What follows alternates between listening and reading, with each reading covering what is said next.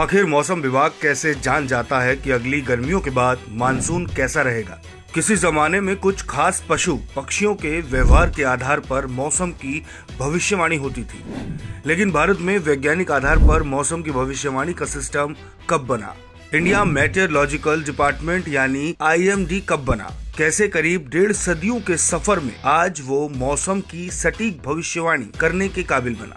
भारत में मौसम की भविष्यवाणी का इतिहास जानिए। ब्रितानी हुकूमत के दौरान 15 जनवरी 1875 को IMD की स्थापना सर हेनरी वेलफोर्ड को मेटेरियोलॉजिकल रिपोर्टर नियुक्त किया गया।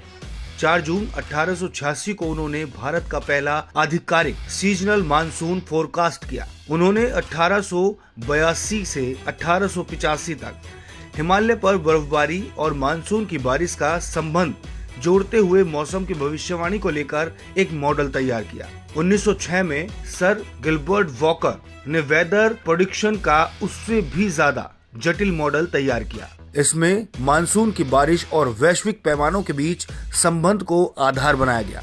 समय के साथ मौसम की भविष्यवाणी से जुड़े भारतीय मॉडल सटीक आंकलन के करीब पहुंचने लगा। बाद में वसंत गोवारिकर ने 16 ग्लोबल और रीजनल पैमानों पर आधारित एक मानसून प्रेडिक्शन मॉडल तैयार किया। 1998 से लेकर इस सदी के आखिर तक इस्तेमाल होता रहा, लेकिन 2002 में गड़बड़ी हो गई। सामान्य मानसून की भविष्यवाणी हुई थी, लेकिन उस साल सूखा पड़ गया। उसके बाद एक बेहतर मॉडल विकसित करने की जरूरत महसूस होने लगी। बेहतर वेदर प्रेडिक्शन मॉडल तैयार करने के उद्देश्य से अर्थ साइंस मिनिस्ट्री के पूर्व सेक्रेटरी M राजीवन की अगुवाई में IMD की एक टीम बनाई गई। टीम ने मौजूदा मॉडलों के विश्लेषण के बाद 2003 में एक 2 स्टेज फोरकास्टिंग सिस्टम विकसित किया। राजीवन कहते हैं इसका पहला प्रेडिक्शन मध्य अप्रैल के लिए किया गया, जो 8 पैमानों पर आधारित था। मई का प्रेडिक्शन 10 पैमानों का आधारित था। इसके बाद 10 जुलाई में खेती बाड़ी के लिहाज से बारिश की भविष्यवाणी की गई। राजीवन और उनकी टीम ने 2007 में और ज्यादा एडवांस वेदर प्रेडिक्शन सिस्टम तैयार किया, लेकिन 2009 में सूखा पड़ गया। इसके बाद फोरकास्ट सिस्टम की खामियां सामने आ गईं। इसके बाद 2021 में मल्टी मॉडल फोरकास्टिंग सिस्टम तैयार हुआ।